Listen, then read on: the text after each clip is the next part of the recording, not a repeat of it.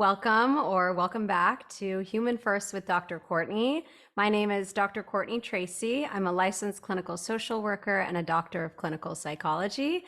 And today I have my husband on as a guest, Max Tracy. Hello, hello. Thanks for having me on. Yeah, you're welcome. To be completely honest, we just tried to film this first episode of the show, and it did not go well for many reasons that we'll probably talk about on this episode. I just want to acknowledge that it's been about 7 months since we closed out season 3 of Human First, and all of those episodes, I think all of them, were with guests. For this season, I think that they're primarily going to be solo episodes. I may have guests on, I may not. The guests may be my husband every time. I'm not quite sure where exactly I want the direction of this season to go. What I do know is that I want it to be as human as possible. I want it to be as honest as possible. And I want us all to be open to the fact that maybe we have no idea what the next week is going to bring, but as sure as shit is going to bring us a lesson, and we'll figure it out together. That's one thing you can be sure of, right? Absolutely. Showing up honestly now. There has been so much that has gone on, not only within the last 7 months, but really within the last, I would say, 2 years, maybe even over 2 years. For many of you that have been following our journey, You've been holding on? Yeah, I randomly got platforms that blew up in the middle of the pandemic as a therapist. And then I got to the point where I felt like I needed to sell my treatment center in the beginning of 2021. And although that was many years ago, I think it's important that we start there, because that's really where this whole journey that led us up to today began. Yeah, it was our treatment center actually too. What do you mean by that? When you just said I decided to sell my treatment center. It was more of a mutual decision, you know? That's true. That's true. I guess I'm really used to just speaking from like my own perspective and like talking about myself. Yes. And that's something that I think is really important to point out, and something that we'll talk about along this journey is that I've had a really hard time accepting Max as my full support system for many reasons. And yeah, we'll get into why. But I kind of want to start off by acknowledging that when I did sell my treatment center, when I did sell our treatment centers, it's like I'm not self-absorbed. I just only talk about myself most of the time. There's a lot to talk about. There's a lot to talk about. For those of you who have followed my platform, when I made the announcement that we were going to be selling our treatment center, I went about it in a way where this was an amazing thing that was happening in our lives. It was. It was. Yeah, it was. It totally was. We were very excited about it. Yeah. Well, we were excited because of the relief that we anticipated it would bring. I mean, ultimately, I think that that was the goal. Yeah. And being the truth doctor, I wasn't as honest as I wanted to be because I was really, really struggling. And I've had a couple podcast interviews where I have gotten open and honest about it, but not really on mine. Not really on mine. And so Season 4, here we go. Here we go. I played it off like it was the best thing that had ever happened. And I think it's partly because I thought it was going to be. Yeah, I don't think that was, that was how you're feeling for sure at the time. Well, and suicidal. some dancing mix between those two like things. It was like both of them. I feel like, I've treated suicidal people in the past. I have had passive suicidality for really the majority of my life. It never reached a point of being active. And I think that that's what I was afraid of. Like, I was afraid that I was so overwhelmed and being pulled in so many different directions that not only could I not show up in the ways that I thought like our treatment center deserved, the staff and the clients, but I also was concerned I was like not going to be able to show up for life, like for very much longer. Totally. I mean, I think it was like, the feeling of overwhelm back then just was, all the time. It was constant. Like, there's always something to worry about. And, I think there was a lot to still learn about you too. And you were trying to figure it out, and you needed, we thought you needed, and I think we were right, you needed some space to figure that out. Yeah, I definitely. It just went different than we thought it was going to go. Well, I think part of what we realized, which we'll get into shortly, is that like the type of space that I needed was not going to be found through just alleviation of this business that we had developed. Like when I came to you and was like, I can't do this anymore. Like I am struggling so, and like I'm emotional, like thinking about how much I like was suffering back then, and like had this huge platform and was trying to like show up as my true authentic self and like keep everything together in every way because I had so many eyes on me and just so many people who were relying on me. I was just so lost, and I don't even remember what it was like when I came to you. I don't know if you have any memory of what went through your head or how the whole conversation even went down. I don't. It's been a while now. It's hard to remember back to it. I mean, the emotions were so high, and it was just trying to figure out what would relieve them. I think it was, and the obvious thing seemed like the business at the time, because the business was taking up almost, it was taking up a lot of time. I mean, you were struggling for sure. It was a pretty dark place to be. There was a lot going on where we lived at the time, personally, noise wise, baby wise. So I guess you were just surrounded by stress, and we were trying to figure out where we could relieve it. Yeah.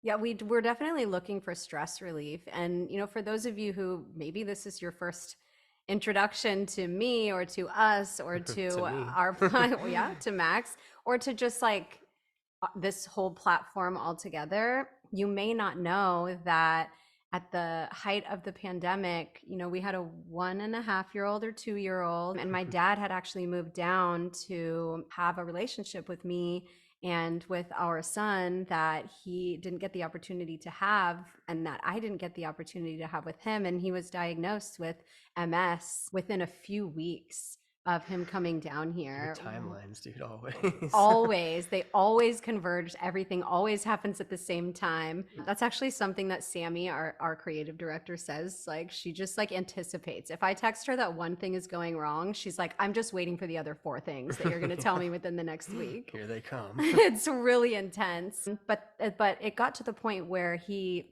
had to be placed on disability and move in with us. And so that was just overwhelming psychologically, because as we now know my brain works, these patterns and spider webs are created when anything is slightly similar to something else.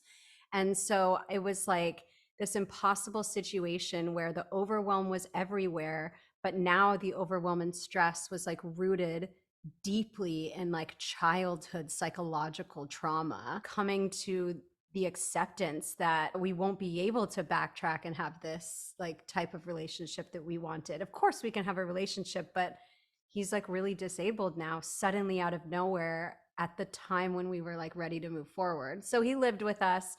Our house like had lots of noise. We lived on a highway. Huge. I think that was a huge part of it. Yeah, like no air conditioning, insects like all over the house, which is like, it was just very reminiscent of my childhood home. Interesting. Yeah, totally. And like that was so much. So it was like all this childhood stuff. You're just fucking like living in it too, with now your dad now. It was chaos. Like I was so Brutal. Incredibly overwhelmed. And Totally brutal. so it makes sense, like looking back now at all of these things, but then thinking, oh yeah, it must have just been the business. Like at the time we were just like, oh, it's just all these tasks that are consuming her versus emotions and sensations that were consuming her. Like we thought that like the tasks were the precursor to the emotions and the sensations, and what we've learned over the last 2 years is that it's actually the other way around. Yeah, I mean, I think the noise of that place constantly being on a freeway basically was, I think that was had the most to do with it out of everything now in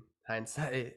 Yeah, just like the inability to regulate what was coming in and how often it was coming in, and like feeling like there was no escape. Yeah, and there wasn't, Yeah. I mean, we were literally in the middle of a pandemic. Like there was no escaping like anything at any time. Like we obviously have a lot of privilege, and we had a lot of privilege at the time too. Yeah. And it was significantly overwhelming. So this was April 2021, and we were thinking we're going to sell this business. And then what? I was thinking, life's going to be fucking great. I'm going to just continue to have these platforms and like really find out about who I am. The stress is going to Freedom. immediately go away. That's what I thought was going to happen. What did you think was going to happen? Oh, totally. No, yeah. I thought it was gonna be like, we could go sell coconuts on Courtney's beach and just be chilling out there for a while. But no, I mean that didn't play out that way at all, even from the get-go.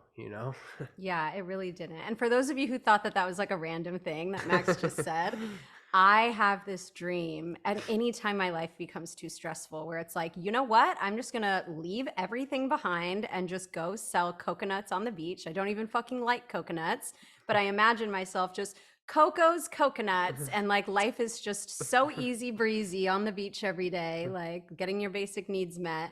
So that's what he was referencing, like, oh yeah, we'll sell this business and life will be as easy as having a hut on the beach and just enjoying your life every day.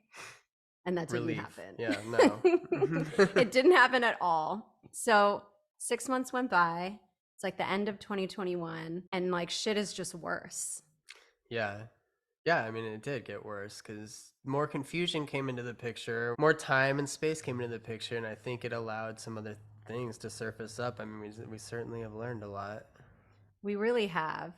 It's like, we never fought about the business, even though we both worked there. Like the business Yeah. worked great. Like It it was managed well. It was treating clients successfully.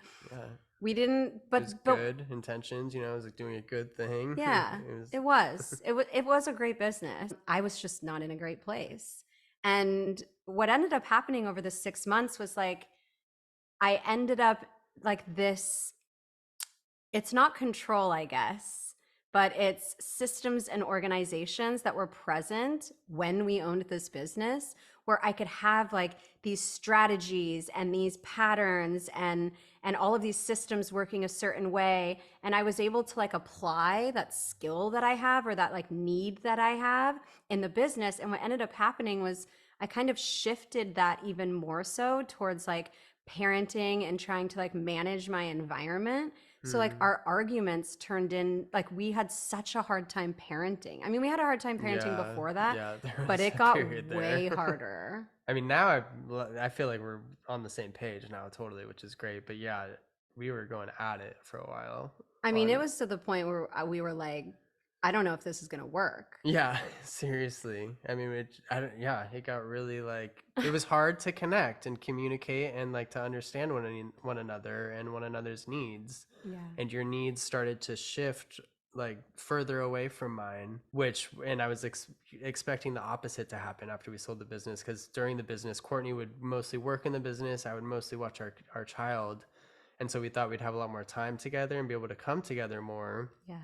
And see our situation the same, and our situation shifted totally the opposite direction, and it was confusing. I think confusing is a really good word to describe that time period, and chaotic. Yeah. And scary, I think, and sad. Totally. And it was just hard to understand what was happening. It was really hard to understand. And I'm getting emotional because it was like, I remember during those times, like I wanted to just like be a family so bad, and like just found myself like having panic attacks in my bed and like not leaving my room like all day long. It was so overwhelming. And I don't think knew why either. So then you would understandably think it was me at times or like something else going on at times, and I imagine you must have had a ton of confusion too with how you're feeling. I never really like allowed even myself to like acknowledge how bad it really was until I told you, I think it's time I see a therapist. Yeah. Yeah. And that was definitely a helpful process. I mean, I think you still showed up for sure as the truth doctor. I mean, you were like, putting it out there. Winning awards and shit. Yeah. But, there was a lot to learn still. Like I said, there was a lot of confusion, Yeah. You were doing the best you could for sure. Well, thank And I you. think you were as honest and truthful as you could be at that time too. Yeah, thank you for saying that. And I think Yeah. like something I've learned is like some things don't have to be shared until you're ready to share them. And I know that's part of what this podcast is about now. So I started therapy at the end of Right. 2021, Mm-hmm. and I did that for a whole year. So now we're skipping a whole year and moving towards the end of 2022. We bought a house, we moved into that house, which we also thought was going to be a relief of my stress because then I'd be in a different environment, Right. temperature controlled, sound controlled, in a safer neighborhood. Our child was older. We were trying to continue to work on our relationship. Like, I remember that being one of the reasons that I told my therapist I wanted therapy. I was like, I want a better relationship with my husband. I want to show up as a better parent. And I really just want to understand myself more. And that was the journey that I was really on throughout 2022. Totally. Yeah. And I think you got a lot out of it too. And yeah, and you talked about the house and how we thought that would be, just bring this another Yeah. big part of relief. And it did to an extent. It just wasn't the puzzle piece we were missing. Yeah, exactly. And I just, I want to acknowledge the privilege again because it's like, oh, No, we it's got a major. house Yeah. and we thought it was going to be helpful and it wasn't. And it just No, we're sounds like grateful. first world problems. We are very grateful. And, when we come to share what we're going to share, it will just make a little bit more sense to you.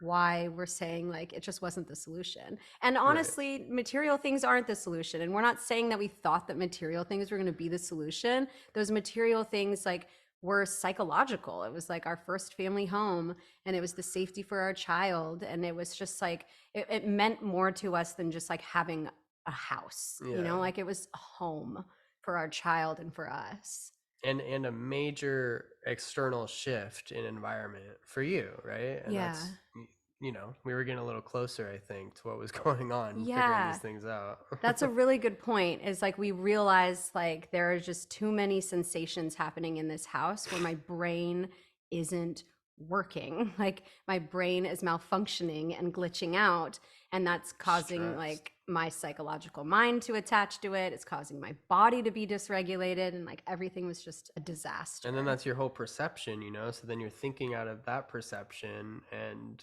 how far can you think through that? Not very far. It's like just the sensation that's annoying me at the moment. In the beginning of 2022, just a few months after I started working with my therapist at the time, I haven't told anybody this is new, is that I really had a feeling that I was autistic. And the only person that I told was you. Yeah, me. And I got on a wait list to be assessed at the beginning of 2022, and I never got a call back. They never reached back out to me. They told me that the wait time was about 6 months. And I feel like for any of you who have been like trying to get a diagnosis, I work in the mental health space and I know how inaccessible things can be. And they're also inaccessible for me too, for clinicians too. Like the inaccessibility is so extreme. Not like it should be easier for me, but it should be fucking easier for everyone. So I went through this therapy and it was helping in that it was like teaching me some mindfulness techniques, some meditation techniques. We tried EMDR. I dissociate too much for that to happen. And, just a quick note for those of you who have tried EMDR and it may not work out for you. I'm also diagnosed with borderline personality disorder, and that comes with a lot of stress-induced dissociation. When you're constantly stressed with a disorder like that, you're constantly dissociating, and or your brain moves straight to dissociation when it starts to feel emotionally dysregulated. But my brain knew. It's like I couldn't be tricked. I couldn't be tricked into processing something that it did not want to process. So the EMDR wasn't working, and the mindfulness and meditation techniques were helpful, but we were missing another piece. And so as I started having my conversations with Michael, hey, Michael, if you're listening, probably a boundary cross, but thanks for all the help if you are. I realized that something else was going on because we were still arguing. Like I was still getting just as overwhelmed, even though I was going into session every week with the goal of being less stimulated, less overwhelmed, and more capable of having conversations with you just as like a normal human being, and not treating you as though like you were the cause of all of my issues every moment just because you were always in my environment and I was having environmental problems. Yeah. Yeah, totally. I mean, I think there was, I mean, and you were like, I would say you were improving over the time, but yeah, I mean, it was Thank you. certainly, were definitely missing a piece still. We would get in these huge blow ups and just, be confused from it still. Yeah, we would. And they were really hard. Okay, so I have like questions that I want to ask you, but I want to Uh, wait until we like kind of get to the point. yeah. Let's, fast forward. We're at the end of 2022 and Michael's like, I think it might be a good idea for you to maybe get tested for ADHD. I A didn't know lot of what you're bringing up sounds like it could be that, could be traits of autism. And I was like, well, I did put myself on a wait list before, that. like even while we were working together, and I just didn't say anything to you about it. But so I ran with that and I agreed and I went to get tested for ADHD. It was a complete nightmare, as I'm sure it is for many people who try to go get an ADHD diagnosis. Sometimes they just hand them out like candy, and other times they're And totally wrong. yeah, and other times they will take reasons to deny you a diagnosis that are incorrect reasons. So I took the computer test, I did multiple other written tests, I did a face-to-face assessment, and what I was ultimately diagnosed with from this older white male with a PhD who had been in the field for 40 years was anxiety, even though my I anxiety think we knew assessment, I mean, that. it's like we knew we had anxiety, we know Yeah. I'm anxious. Who But isn't? when you actually fill out like the anxiety assessment, like I'm filling it out through the lens of like, are these separate symptoms outside of something else that I'm experiencing? So like I'm answering them like no or minimal because they aren't standalone. So like he Yeah. diagnosed me with anxiety when the assessment said I didn't have any, diagnosed me with depression when I think I got like a 2 on the Beck's depression inventory, which would mean I don't have depression. And then he diagnosed me with attention and concentration deficits, but not ADHD. He said, there's no way you can have ADHD No way. because, no way, because you have a doctorate. You maintained your attention this whole time on this interview, and you told me that you read War and Peace, which is like hundreds and hundreds of pages of like this really intense like Russian history or something when I was 7 years old. That there was The- no way that I could have ADHD I because mean, of that's those crazy. reasons. That's crazy. That sounds like so not clinical. Like, refer to the paper, dude. Right. And the computerized test and the answers that Yeah. I'm giving you on my actual assessment. Not just whatever the hell you want to say. Yeah. So I remember like coming out of that assessment and like telling you right away, like, this was a waste of fucking time. I need to get another assessment. Right. Yo, you were pissed, actually. I was livid and I like did it at an airport, which I was like so overwhelmed like for that face-to-face assessment. And like, it was just like so chaotic and like airports are already so overwhelming for me. Very noisy. Oh my God. And then just the perception of like everyone's staring at me and I'm like answering questions that are like personal. I'm like hiding in a corner on the floor. It was just like a mess. To tell me whatever the heck you think about me. Yeah. So I didn't accept it. And I went and I did another full assessment for ADHD.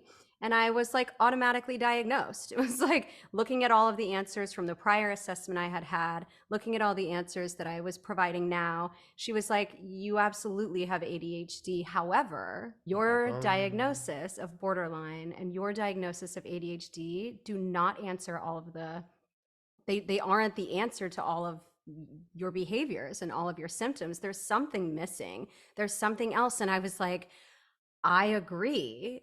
Like, I kind of felt this way, like in the beginning of this year. Like, I just feel like I function differently than most people. I call that place where I originally made put my name on the wait list for autism.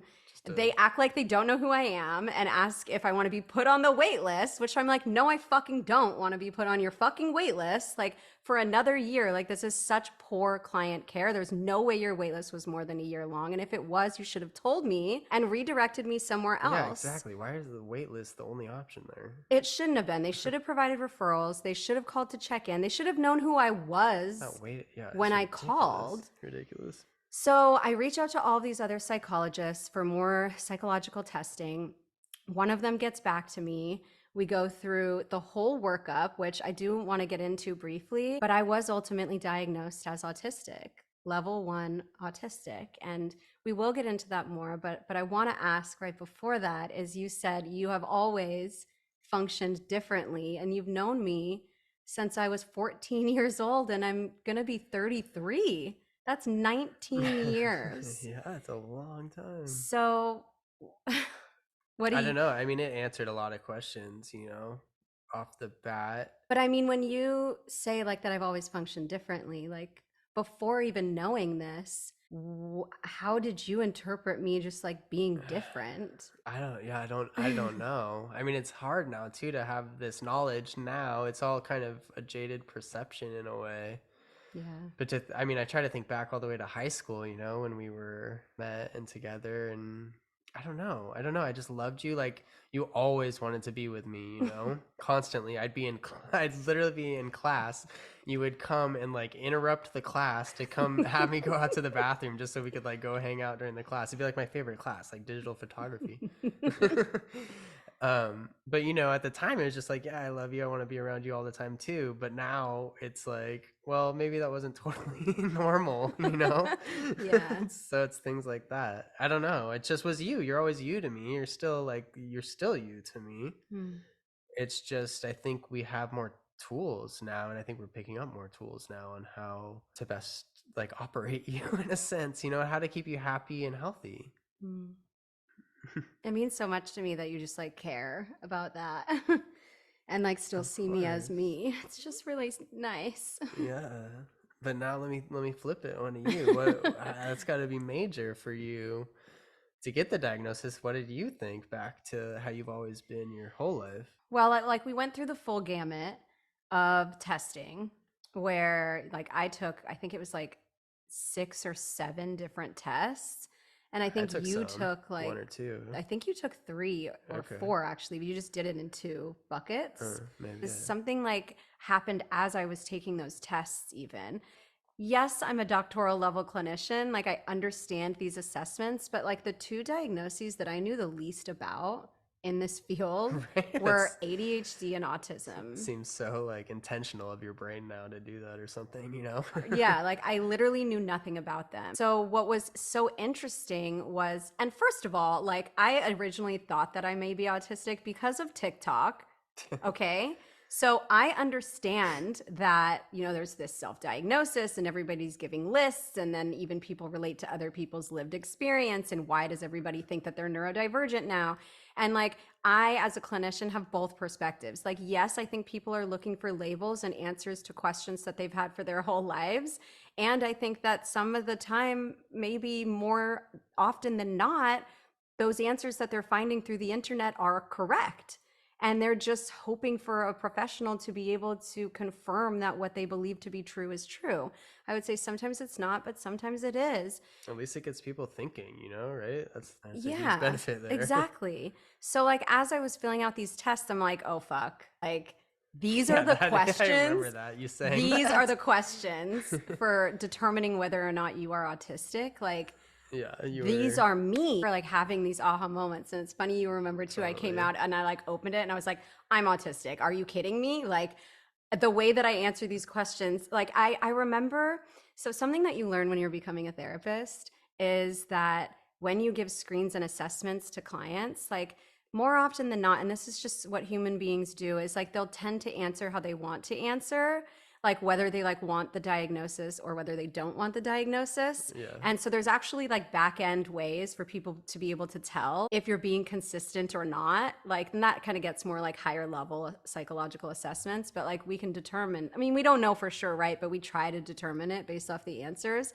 So oftentimes like the mindset is like, oh, I want this diagnosis, right? So I'm like going to keep that in mind. And like, I never had that perception, but I remember having the opposite. Like, oh Oh my God, yeah, I don't know if I want totally. to be as honest because I'm kind of like afraid that this is so accurate. Like, and I remember that being like the biggest thing I was afraid of was like, this is not the feeling that I expected to have Yeah. answering these questions. That was unexpected to me too. I mean, after the test was like, deciphered or whatever, I remember you coming into the bedroom and you're crying and being like, I was just diagnosed autistic, and I was like, I think that's a good thing. I think that's good, babe. We can like, work with that and figure some stuff out. But, there's a lot to it, it's so life changing. And I don't think I realized how to the core it was.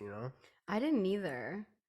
I mean, Really? obviously, like I knew because I was crying and I remember, but I mean, I still feel like I haven't processed past that day. Like that, I still feel that way. Like I still, Damn, yeah. and of course, we'll get into very briefly like everything that has happened since that diagnosis, because it was like 4 or 5 months ago. Yeah, pretty recent. So, what he's talking about, the moment where I went into the bedroom and I was crying after getting the diagnosis, that was February of this year, February of 2023, towards the end of February 2023.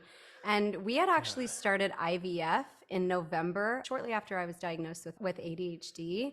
And also, quick note, oftentimes autism and ADHD do occur at the same time. And there's actually some researchers and psychologists at this point who are saying that people who have autism have to have ADHD, at least the inattentive ADHD, just simply because of the parts of the brain and how they function in someone that's autistic is like a sort of inattentive ADHD functioning.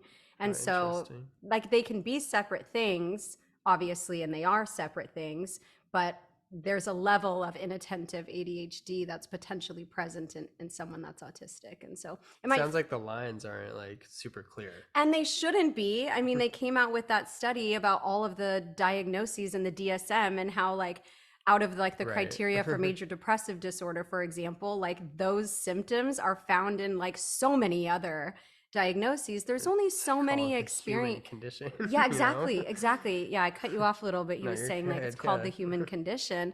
And like that's the truth. Like we only have so many expressions of trauma, sadness, grief, happiness, excitement, mania. Like there's only so many ways to present, and it's just different categorizations of these, symptoms combined. And what causes them, I guess, right? Yeah, exactly. Like we only have so many brain parts, Yeah, that to can look like at be the working a certain way, and then only, so many ways that those brain parts can be influenced by something we experience externally or internally. you have to see like the whole pattern to it all. Right. Yeah. So like it may sound like, oh my God, like I'm just piling on all of these diagnoses, borderline, ADHD, You autism, are. but it really is they're just labels for the way that my brain functions, Yeah, totally, yeah. So like we started IVF at the end of 2022. We knew that I had ADHD. We've known for like a decade that I had borderline, at least presenting with the symptoms of it, and the behaviors of it. And so like the beginning half of IVF, like for those of you that don't know, IVF is in vitro fertilization. We have an infertility factor in our relationship, so that I'm the factor.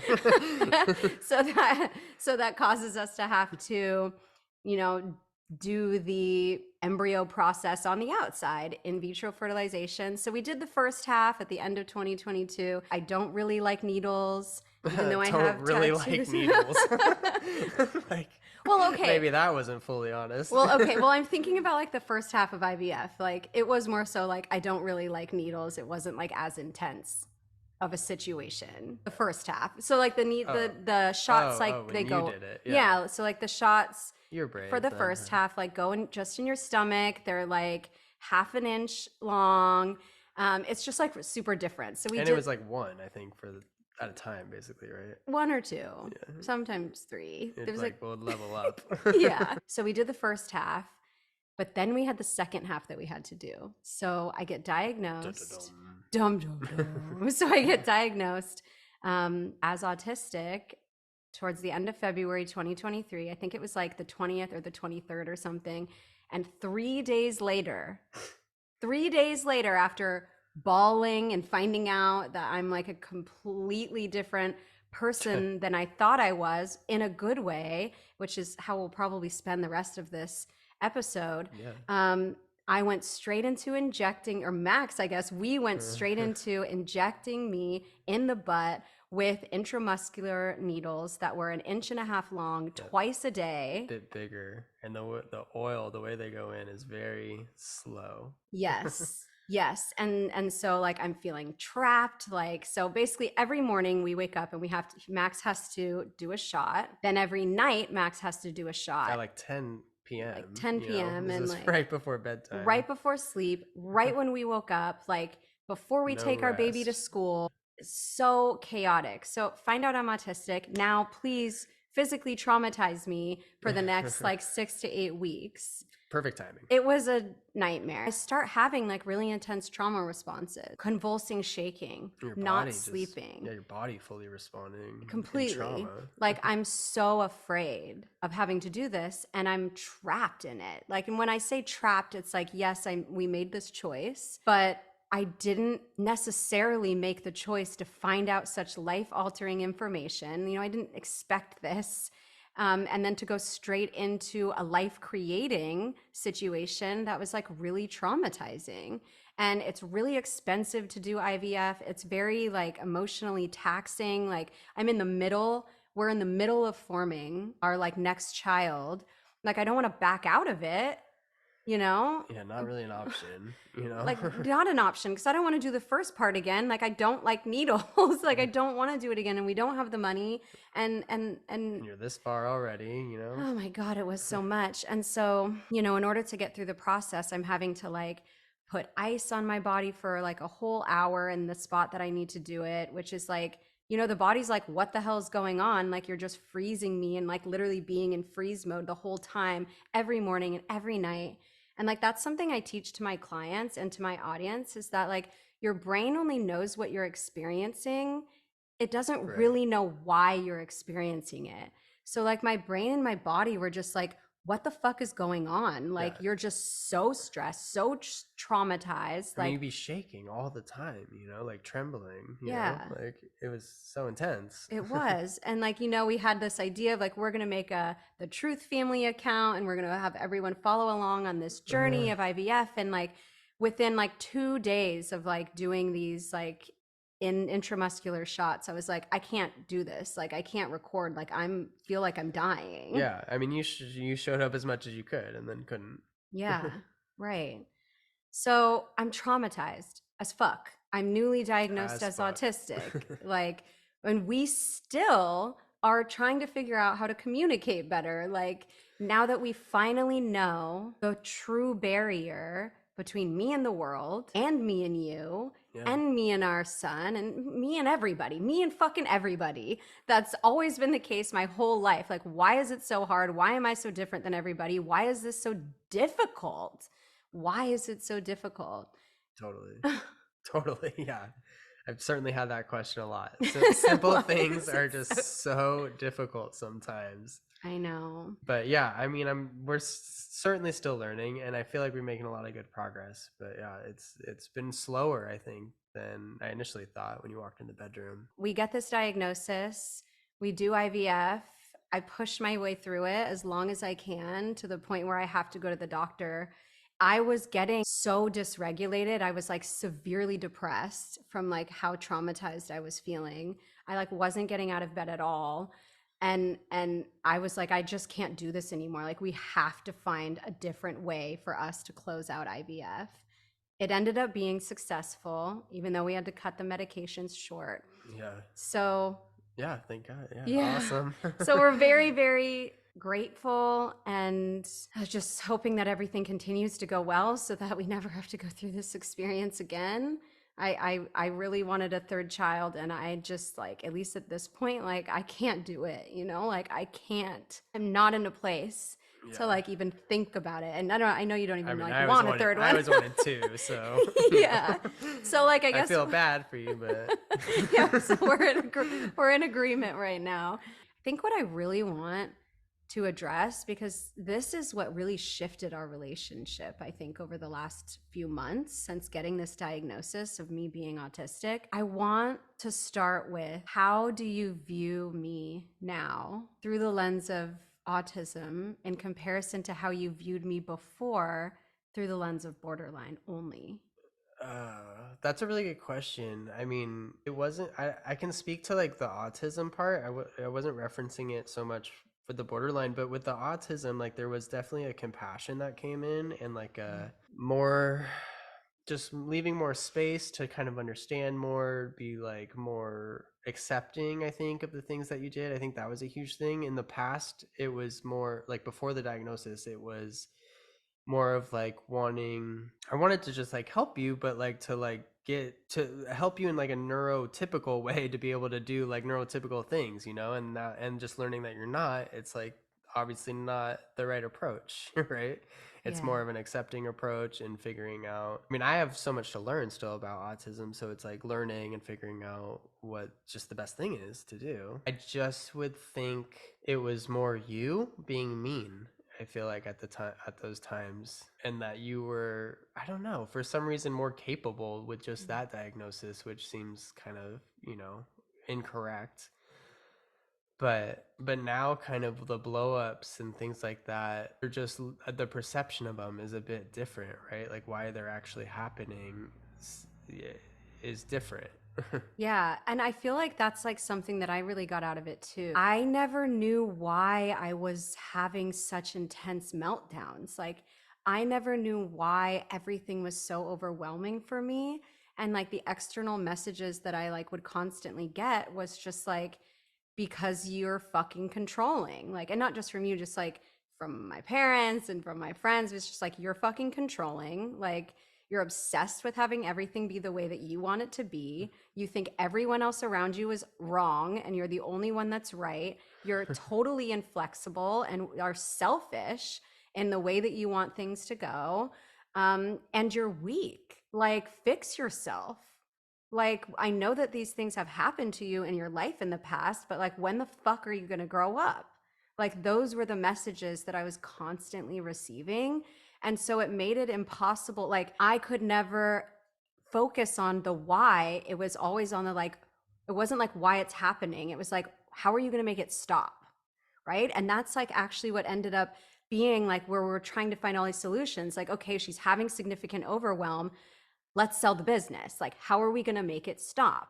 Like, as if it was something that could be stopped. And of Right. course, you can like improve autistic responses, like, so that, I can be more regulated and like everyone can engage in self regulation tools after they understand themselves. But it was just like, it was like I already was just lacking so much. Like, that was the message, was like, you're so far behind and you don't know how to get better, but like, get better now quickly. Yeah, right. you know? Well, and it was so interesting when you were just describing like all those kind of like negative things people would say to you or think about you, like, like in a sense, like that's not wrong or inaccurate. Like you did behave those ways, Yeah. but now that the story is different, like I don't think anyone would call those behaviors those things anymore. You know what I mean? Like, Well, people who are compassionate and understand wouldn't. I suppose, yeah. I mean, there's more to understand. There's more to the story, essentially. It's Yeah. not as simple as you're being a bitch. And I there's like, a reason that he's saying that. And I think it's important to bring that up. When I told my mother that I had been diagnosed with autism, her first sentence out of her mouth was, "Oh, so you're not just a bitch." And she said it in like a loving, joking way, but she didn't say anything else except for that. So, and like for a short period after that, like maybe 5 or 10 minutes, that was like it. And then she like moved on with her life, I guess, which is another topic of conversation. But it just really goes to show that was the perception. And honestly, like I honed in on that perception. Like I liked being a bitch. And part of it was because it protected me, like. Well, yeah, you definitely did identify with it, especially in high school, and I think it was something you understood. It was something you could make some sense of. Now it makes a lot more sense. It allowed me to define my place in any group of people. Like, Yeah. I remember even like when I'm like, oh yeah, like I went to rehab when I was 15 for meth, which I did.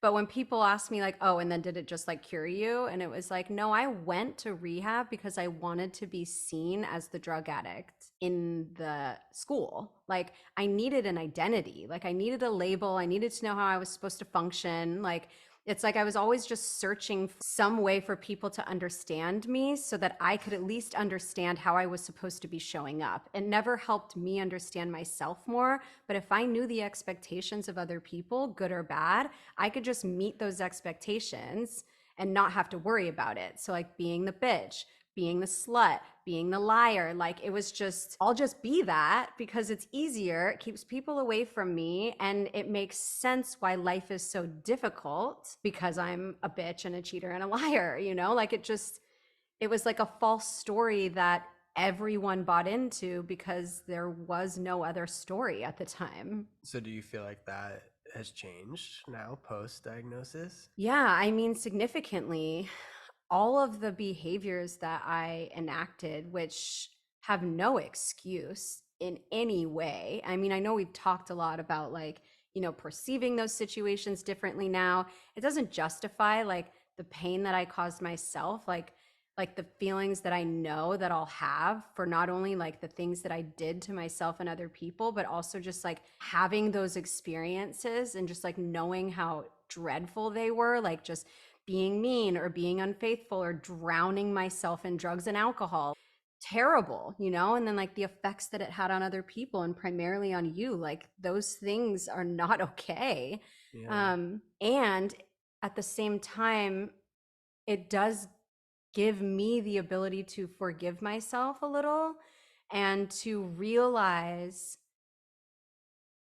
that I don't want to be that way moving forward. And there are some things that have been resolved that really were attached a lot more to my borderline diagnosis, like the compulsive lying and the infidelity and the straight up numbing, just constant of any way, whether that was like emotional anger so I could numb how I was really feeling or actual substances to numb how I was feeling. But there's still like things that remain, you know, that I like still know that I need to be working on, but I have resolved a lot of them. So I have compassion for the person that used to enact all of those behaviors. And it makes sense how I found myself in a lot of the situations that I found myself in. Like, do you understand? Can you see? I just say the same shit over and over again. That's the third time I've said situations people find themselves in, situations I find myself in. There are a million different ways to say that. And I say it the same way and have for at least the almost 4 years of this platform. And now I can't help but catch myself. And I'm like, God damn it, Courtney. You really need to expand the way you talk. And maybe none of you realize that, but like I catch it every fucking time now. Yeah, I didn't even know if you were talking right now. You're going to cut that part out of the podcast or not, but we're keeping it in for sure. Yeah, we have to keep it in. I had a couple moments since my diagnosis, just over the last 4 months, where I've had complete meltdowns. And my passive suicidality hasn't turned active. You know, and the difference is like passive suicidality is just like thoughts and feelings. Active suicidality is like you have a plan that you want to end your life and you have intention to follow through with that plan. It feels like it got that far, and I feel like it also didn't get that far, but it really felt like I was there. Like I was the scare. It was this. I've been two of the places I've been in the last 4 months were two of the mentally were two of the scariest places I've ever been in my whole life. And I remember during one of those experiences, it was like a complete meltdown that was based off of like overstimulation and like severe distress and detachment from you, inability to communicate, like all of like the signs, all of like the symptoms of being autistic. And just quick side note, you can be autistic and then you can have autism spectrum disorder. And this is important for the community to understand, it can be a disorder if it's affecting your life significantly and the way that you function. And right now I would say that like I'm very much like I'm in the disorder. Like it is affecting my life. It is causing me dysfunction. It always has caused me dysfunction. But it's in a similar way where like I say like I don't really have borderline personality disorder anymore. I just have borderline personality. Like interesting. Yeah. I don't meet the criteria, but like I'm still very much borderline. And like I think I always will be. I just have a lot more control. And that's separate than the autism. Like I think that the autism is causing dysfunction in my life. For sure. Clearly. Yeah, obviously. During that moment when I was having a complete meltdown, moving from passive to potentially active suicidality, and this was just literally in like March or April, which was another reason why we're like, let's not open up the business at this moment, because this seems oddly familiar to the middle of 2021 when you said you couldn't do it. I remember feeling like you were judging me so much. And like every like reaction I was having, every way that I was perceiving the situation was just like wrong and inappropriate and like a disaster. And What? I like What all day? while I was like trying to keep myself calm. We're on the road, we're in Laguna Oh, Beach, like we're oh. going to go like park at the beach to like hang out with our toddler for the day, have like a nice family day, and it just ends up in complete meltdown, huge traumatic responses, major fight. Like, Like it's as extreme as it gets, probably. really, really bad. And I remember feeling just like so judged by you. And I remember and you were in the heat of the moment in the same way that I was. And I was like, can you just stop judging me? Like, when are you going to stop judging me and like the way that I behave? And your initial response, again, in the heat of the moment was, I will always judge you. And you didn't mean it nicely. And I remember my response to that internally was like, he is judging me through borderline stigma right now. Like, that's what's happening. Like, I felt so perceived as a monster. And we've come together since then. And you've been able to like reflect. I mean, I've done a lot of reflection too. And if you're a partner of someone like me, then the reflection and you want to be in the relationship, then like reflection is important on your end too. And I feel like that could be helpful if we could just talk a little bit about that, like as we close like out this episode, is just like the journey for me of going from like just thinking that I have borderline to realizing like one of the major causes of me developing these borderline symptoms was because of like my autism and like my severe distress and like severe rigidity and like inability to communicate and form relationships and understand the world. And And not being understood by the world, I think, right? yeah, I mean, like being rejected for most of my life because I was just too much. I was just too much for people. That's been a lot for me to process, and I just feel like that was a fucking brutal day, but it was like a great day because I think that was the day like things really started to change for us. Because I Yeah. remember you were laying on the couch down here because I was like, don't even fucking think about being in the bedroom with me. And you texted me back after like some time of contemplation and you were like, you know what, Courtney, I think you're right. I think I judge you way too much. Yeah, that's true. I do remember coming to that conclusion. I honestly, I don't remember a whole lot about that day because the emotions were so high. I think there was a lot going on. Yes, I was unmanageable at the And it was time. scary. It was scary. And Well, you said something. You were like, I'm afraid of you being around Bodhi. And like, I broke when you said that. That's something that's said so often to like women that have borderline. And like, I get these comments even, of like, like you're not a monster unless you have kids, or like, I feel so bad for her child, or like, when like I've it's never treated terrible. I mean, Bodhi you're the poorly best. ever, No, you're the best mom. It's impressive how you can show up and be the mom with Thank you. whatever's happening. Thank you. It, And I don't mean to call you out on that either. It's no, I just, feel bad for it's, saying it. It just was scary at the moment, you yeah. know? No, and I get that. And I get that. And like, you don't know what's going on within me because I can't communicate what's going on within me. You don't know, like, do I still have that like lever pulled back? Like, do I still have that like ability to be, and like, Yeah. I mean, as a, people snap, you know? Like, I know they do. And so like, it was an appropriate fear for you to have to an extent, right? But it was also rooted in the borderline, I would imagine. well, I don't know. I mean, I think it was rooted in like how much your emotional or like the fight started with how much it just like didn't fit in my perception, the situation, you know? Yeah.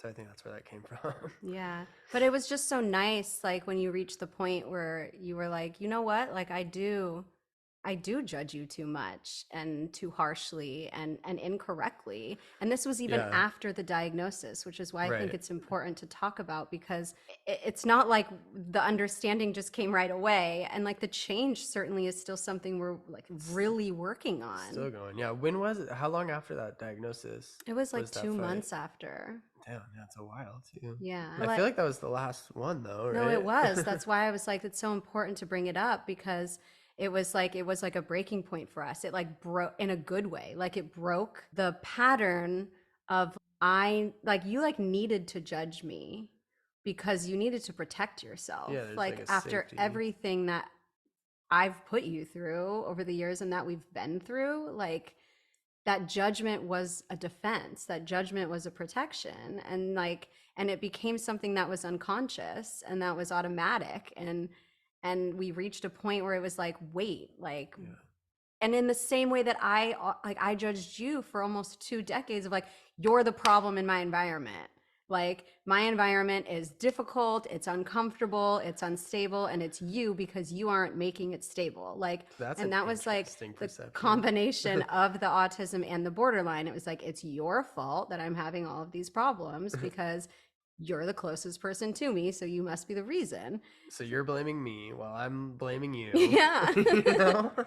I know. And so like we reached a point that day where it was like, wait, like we both just like really need to understand like what's really happening in these moments, and how I can take care of myself, you can take care of yourself, and we can take care of each other.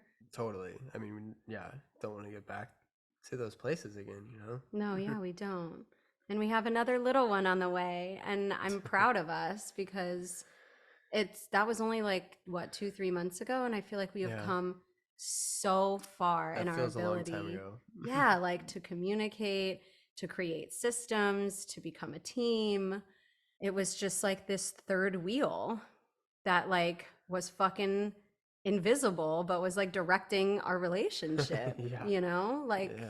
and my life, my whole life, you know and almost your whole life. Before we started recording the episode in the way that we just did, just having you on, Yeah. it was like we tried to do the whole like, Max is going to ask me questions, but then I'm going to rephrase the questions as though I'm doing the podcast by myself so that I stay on track. I was And gonna be the producer. yeah, and it failed Not miserably a and it didn't producer. work. But here's the thing, normally that would have turned into a complete fucking meltdown. Yeah, true. Totally. And you and I, separately and together, were able to like manage our own distress, like understand what could happen if we like misstepped in any way. And I was able to like really stay calm and like regulate my physiology, know when to take a break, and also not give up on this. Totally. I'm actually super impressed with you today and that we actually just did this. I did not think I didn't think it was gonna happen now. So it's encouraging for sure. Good progress. Yeah, it is. Thank you. I appreciate that. And I do have to say that like a lot of it was because like you were less reactionary to like any reaction that I was having. When someone has a mental health disorder, it's obviously on them to do what they need to do to like repair the symptoms and like reduce like the way that they're feeling and the way that they're behaving. And we all need a support system, and we all need like a healthy environment that's going to allow us to do that. And so like in the beginning of like the post diagnosis, it was like it felt like we were still trying to create that environment, and I was still trying to like get that environment so I could move forward. Yeah. And now it feels like we're both like creating the environment together that's like making healing so much more possible. Yeah, and it just seems so necessary, when you think about it. Like it's all everything's connected, Like how Yeah. can you it has to be that way. Well, I mean, they say that like it's genetics and environment that can contribute to disorders, and like it's environment also that can contribute to the alleviation of it. Like we don't heal in isolation unless like we maybe need independence because we have like dependent personality disorder or something where like we need to work on doing things ourselves. But yeah, I feel like people often miss that, where like they're trying to have someone in their life heal, but they refuse to change anything or even Yeah. support a change in the environment. And so then like the healing becomes that much harder. Yeah, and that much more of a disconnect, right? Right. And then more of like a blame, like, why have you not? Why have you not? When like you yourself, not you, but like the person pointing is like part of the environment. So it's like, why have you not improved? And it's like, well, you're part of the equation. Yeah. Like, Right. because you're a negative in this equation I'm trying to make positive. You know, like that's why it's still negative, you Yeah, know? totally. I mean, I'm trying to think back. I feel like that was kind of like the initial perception I guess I had, you know, like it was like you got the diagnosis, so you're gonna learn from that, right? I'm not gonna have to do too much, but yeah, you know, I just think maybe that's part of the why it took a while to get where we're at right now, even. Well, yeah, and it's like decades of like bullshit. Like that I experienced, that I put us between, that you experienced, that you put me through, that I put you, like it's just like people probably wonder like what the hell made you stay with me through all of this to even get to this point? And I feel like that is a question that I want to ask, and a question that I think people listening to this podcast that have borderline or know someone with it, like they'd want to know, like, 'cause I didn't force you to stay with me. No, And not so at all. I am curious.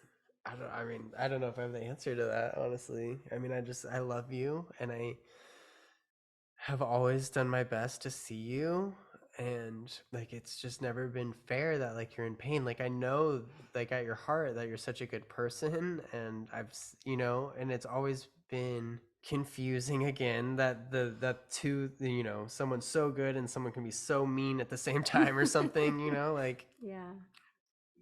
I guess I don't know. Maybe I've always thought there's more going on, and and I've always just felt like with you, I guess. Like it's like you are part of me, and I'm part of you in a sense. Like it's kind of us going through it, you know, as maybe always been my perception with it. You're always willing, like from the very beginning. And I really appreciate that. So thank you. I appreciate you, man. I appreciate you too. Now, before we get too sappy on here, we'll go ahead and close it out. Get me out of here, dude. This was an update. This was an update to show you where I am as a human, to introduce or reintroduce you to the human that puts me, Courtney, the human first, and always has. Now, if you loved Max on this podcast, tell us in the comments. So thank you so much for listening. I hope that this update has answered some of your questions about where I've been, what the fuck has been going on with me, am I stable, am I okay, and are we going to be moving forward? And the answer is yes, yes, yes, and yes. Keeping up with the fucking truth doctor. Keeping up with Courtney. It rings a little better, huh? Yeah. See you in 2 weeks. Bye.